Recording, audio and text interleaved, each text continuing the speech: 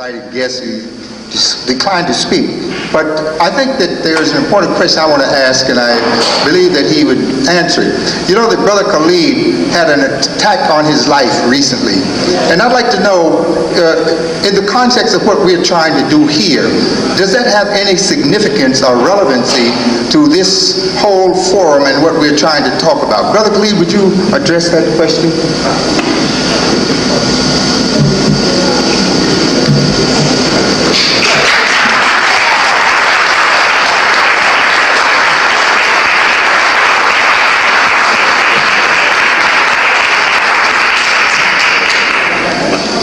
In the name of Allah, the Beneficent, the Merciful, all praise is due to Allah, the Lord of all the worlds.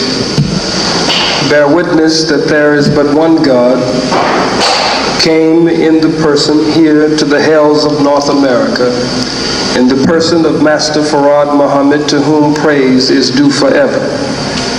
We forever thank him for raising up his messenger and his Messiah, the most honorable Elijah Muhammad. And we thank the two of them for the Honorable Minister Louis Farrakhan. I greet you, my brothers and sisters, with the greeting words of peace. Assalamu alaikum. Upon being invited, of course, in my absence from the city, and speaking to one who spoke to those who extended the invitation, I said that I would not speak here tonight because I did not feel it appropriate, and that is still my feeling. For if you'll be patient, you'll get the why. Buckle your seatbelt.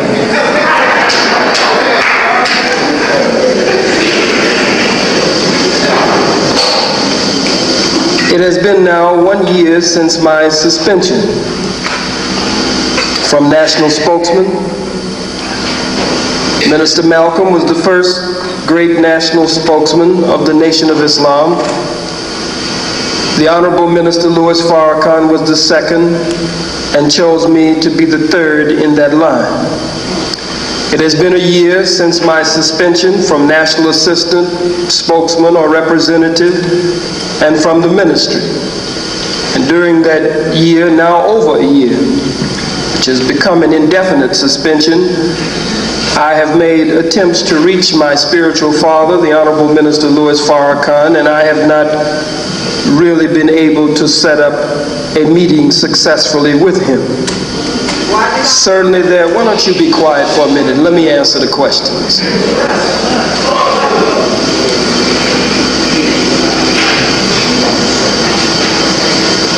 As difficult as it was, and I didn't mean any disrespect, but I was answering your disrespect. As difficult as it is to even stand up here, don't prompt me, don't push me. You push me to say something that maybe I shouldn't say or wouldn't have said, as Malcolm was probably prompted and pushed too much 30 years ago. This has happened almost 30 years to the day in many ways. I didn't set it that way, and I didn't plan it that way. Started in November 30 years ago. Started again in November 30 years later at Keene College. Many other parallels that are not necessary to go into now, but one in particular. Malcolm, it is true, made attempts to reach the Honorable Elijah Muhammad. We don't know if his calls were being intercepted. We don't know if his mail was being intercepted. We don't know what government operatives worked between Malcolm and his spiritual father.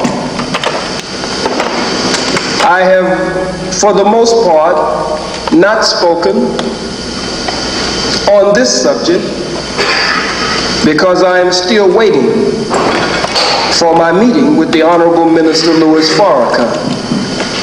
And until I have that meeting with him, there are things that I would like to hear from him.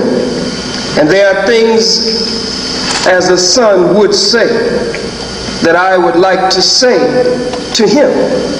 and I don't think I should say them to you before I say them to him. And some of you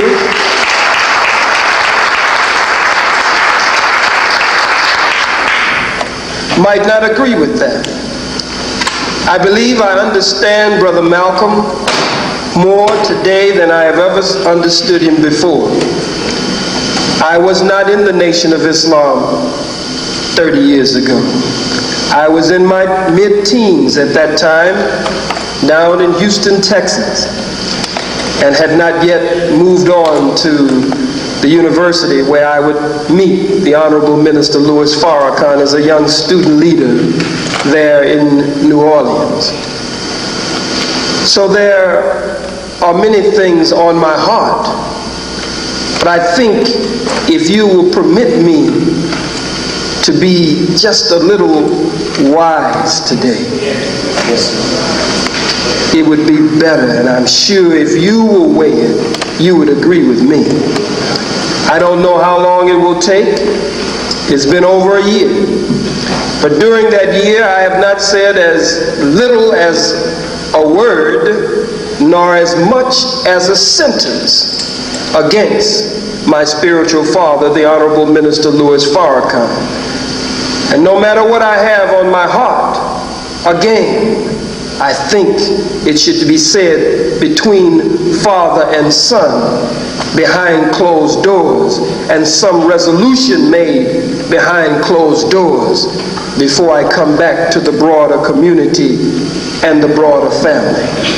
I have many questions to ask. Keene College was not a speech where I stood up to condemn my teacher. Keene College was not a speech where I was going into his domestic life.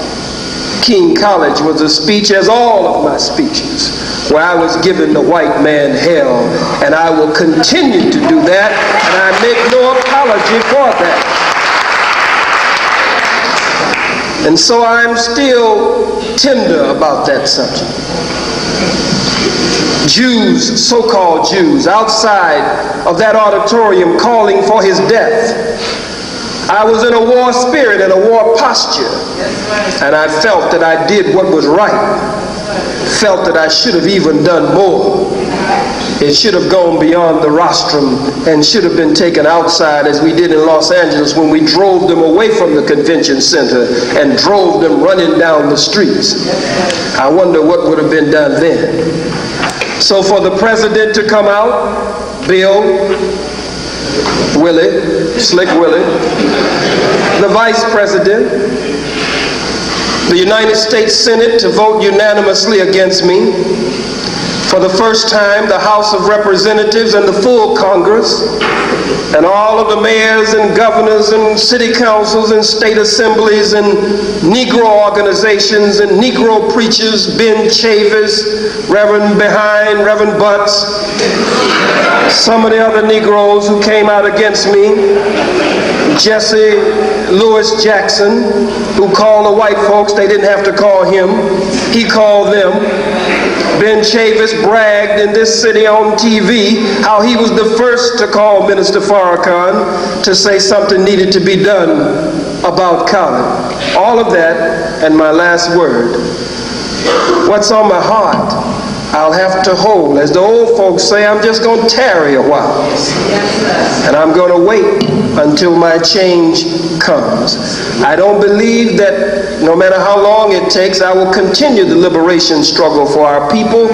But no matter how long it takes, I don't believe you will be finding Khalid coming out against Louis Farrakhan. Whatever happened 30 years ago between the most honorable Elijah Muhammad and the honorable Minister Louis Farrakhan, today, Malcom with the honorable Elijah Muhammad 30 years ago, and Minister Farrakhan with Khalid today, hopefully, prayerfully, Farrakhan and Khalid can put a positive period behind the history of Elijah and Malcom. Thank you.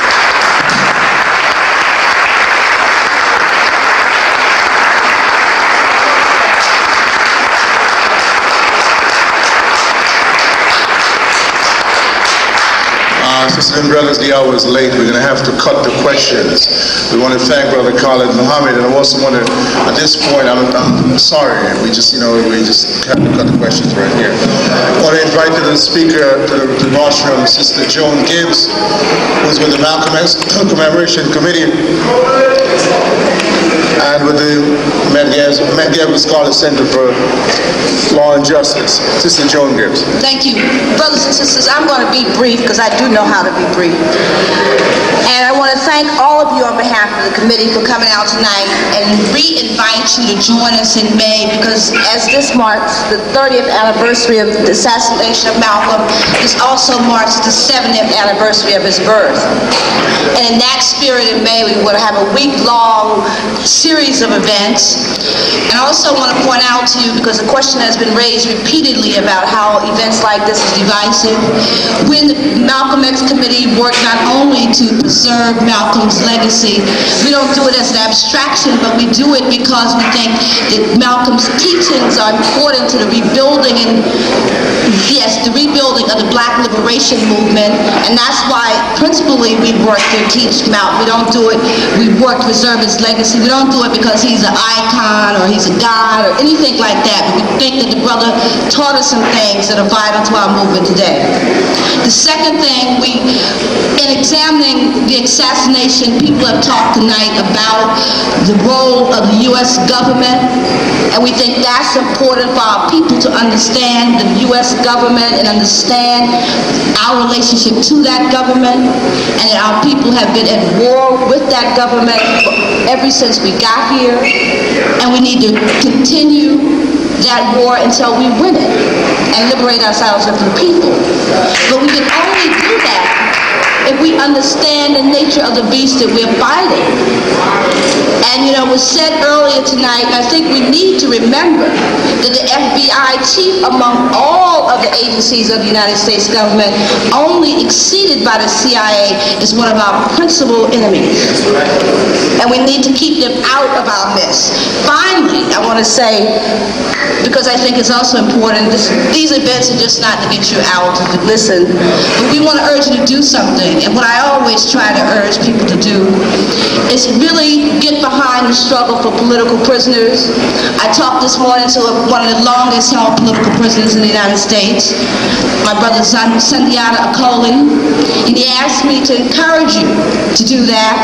Also to write to him and the other political prisoners. Sundiata was recently given another 20 years, denied parole, and he needs our support because we know the brother is there in part because they don't have the sister asylum, and we need to help to get Sundiata out. Thank you, get home safely, and please pick up the literature about Mumia in the back and pick up some information, sign the petitions for Mumia, and join us in May. Thank you.